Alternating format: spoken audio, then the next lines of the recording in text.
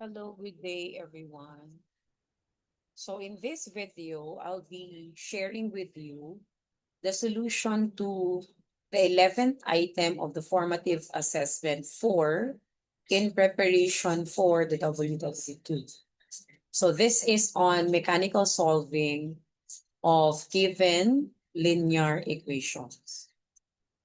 So in here, the given equation is 5x minus 7 minus 8x is equal to negative 2 times the difference of x minus 2. So first is using combining like terms.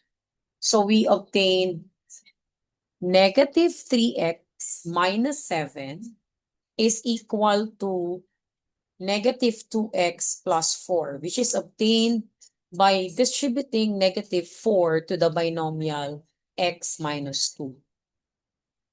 Next is choosing the left side to be the variable side. I added 2x to both sides. Then what's next is I obtained negative x minus 7 is equal to 4. Then adding 7 to both sides, I obtained negative x is equal to 11. Now, since we're solving for x, we divide both sides by negative 1. And so we get x is equal to negative 11. Now, let's proceed to item 12. Item 12 is the equation 1/3 minus the quotient of 4x over 6 is equal to 1/2. Now, first thing we do is we get rid of the fractions.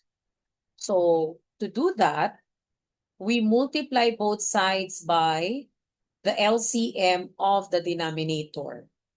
Now, denominators 3, 6, and 2. So in this case, the LCM is 6. So multiplying 6 to both sides, I obtain 6 over 3 minus 24x over 6 is equal to 6 over 2. Simplifying, you will get 2 minus 4x is equal to 3. Then, subtracting both sides by 2, you will get negative 4x is equal to 1. Now, since we're solving for x using DPE, we divide both sides by negative 4. And so x is equal to negative 1/4. Those are examples of solving linear equations that are multi-steps.